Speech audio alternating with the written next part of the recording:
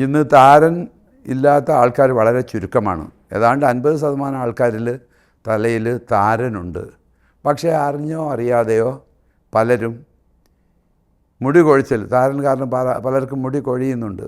അവർ മുടി കൊഴിച്ചലിനുള്ള ചികിത്സയാണ് പലപ്പോഴും ചെയ്യുന്നത്. പക്ഷേ ശരിക്കും മുടി കൊഴിയുന്നത് 50% ആൾക്കാരിൽ ഈ താരൻ കാരണമാണ്. താരനെ മാറ്റിയാൽ താരൻ മാറും. അതിന് നല്ല ഔഷധങ്ങളുമുണ്ട്. താരൻ മാറിയാൽ മുടി കൊഴിച്ചലും മാറും. പിന്നെ ചൊറിച്ചൽ, താരനുള്ളവർക്ക് തലയിൽ ചൊറിച്ചലുണ്ടാവും. ഇതെല്ലാം മാറ്റാൻ പറ്റിയ ഔഷധങ്ങൾ ഞങ്ങളെ സിദ്ധയിലുണ്ട്. താരന് ഡാൻഡ്രഫ് എന്നാണ് പറയുന്നത്. ഡാൻഡ്രഫ് എന്ന ഓയിൽ വളരെ എഫക്റ്റീവാണ്. താരൻ വർഷക്കണക്കിൽ താരൻ മാറാത്തവർക്ക് ഈ ഡാൻഡ്രഫ് ഓയിൽ 2 ആഴ്ച തേച്ചാൽ മതി, മാറിക്കൊള്ളും. കൂടാതെ തേച്ച് പിടിപ്പിക്കരുത്. വെറുതെ തലയിൽ എണ്ണ വയ്ക്കുക. ആൾറെഡി അവർക്ക് മുടി കൊഴിച്ചലുണ്ട്. വീണ്ടും തലയിലിട്ട് തേച്ച് പിടിപ്പിച്ചാൽ ഉള്ള മുടിയും പോവും. അതുകൊണ്ട് ഈ എണ്ണ വെറുതെ തല ഓട്ടിൽ വയ്ക്കുക. ഒരു മണിക്കൂർ കഴിഞ്ഞിട്ട് കുളിക്കുക. അതുപോലെ കുളി കഴിഞ്ഞിട്ട് തുടയ്ക്കുമ്പോഴും പതുക്കെ തുടയ്ക്കുക. ഒരുപാട് ബലം പിടിച്ച് തുടയ്ക്കരുത്. ബലം പിടിച്ച് തുടയ്ക്കുമ്പോൾ സംഭവിക്കുന്നത് കൂടുതൽ മുടി കൊഴിച്ചലുണ്ടാക്കും. ഈ താരൻ്റെ എണ്ണ ഡാൻഡ്രഫ് തുടർന്ന് തേക്കുകയാണെങ്കിൽ പെട്ടെന്ന് മാറും. മാറിയാൽ ഇത് തിരിച്ച് വരുന്ന ഒരു സ്വഭാവമുള്ളതാണ്. റെക്കറൻസ് ഉള്ള ഒരു രോഗമാണ്. രോഗമെന്ന് പറയാനില്ല, എന്നാലും അതൊരു രോഗം തന്നെ. കാരണം ഈ താരൻ ക്രമേണ തടിച്ച് കൂടിയാണ്, ഞാൻ നേരത്തെ ഇവിടെ സൂചിപ്പിച്ചിട്ടുണ്ട്, സോറിയാസിസ് ഉണ്ടാകുന്നത്. അതുകൊണ്ട് സോറിയാസിസിൽ നിന്ന് രക്ഷപ്പെടാൻ താരൻ മാറ്റിയേ പറ്റുള്ളൂ. അതുകൊണ്ട് താരന് ഡാൻഡ്രഫ് എൻ്റെ എണ്ണ തലയ്ക്ക് തേച്ച് കുളിച്ച് വരികയാണെങ്കിൽ തീർച്ചയായിട്ടും ഡാൻഡ്രഫ് അല്ലെങ്കിൽ താരൻ പൂർണ്ണമായിട്ട് മാറും. പിന്നെ താരനുള്ളവർ കഴിയുന്നതും പുളിരസമുള്ള ഭക്ഷണങ്ങൾ കഴിയുന്നതും ഒഴിവാക്കുക. ഈ അമിതമായ പുളി, അതുപോലെ തണുത്ത വെള്ളങ്ങൾ, ഓവറായിട്ട് തണുത്ത വെള്ളം കഴിക്കുമ്പോൾ സ്കിന്ന് ഓവറായിട്ട് ഡ്രൈ ആവും.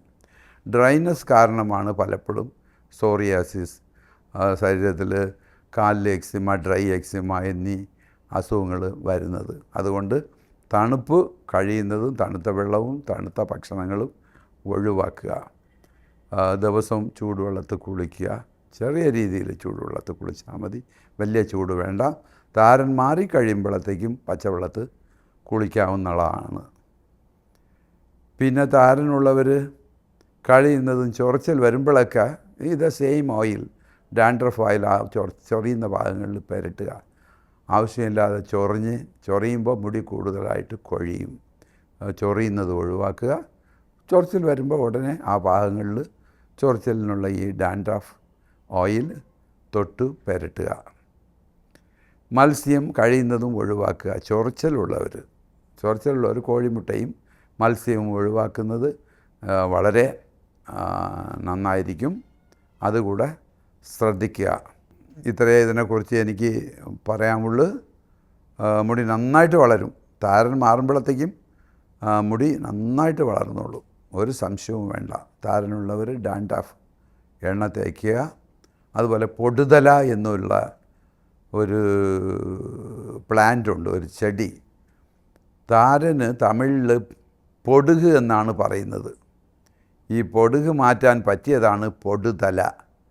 ആ പൊടുതല പ്ലാന്റ് ഇതുപോലെ തന്നെ വെളിച്ചെണ്ണയിലിട്ട് ഇടിച്ച് പിഴിഞ്ഞ് ചാറെടുത്ത് വെളിച്ചെണ്ണയിട്ട് കാച്ചി തലയ്ക്ക് തേച്ച് കുളിക്കുകയാണെങ്കിൽ അതും നല്ല ഫലപ്രദമായ ഒരു ചികിത്സയാണ്. ഇത്രയും പറയുന്നു.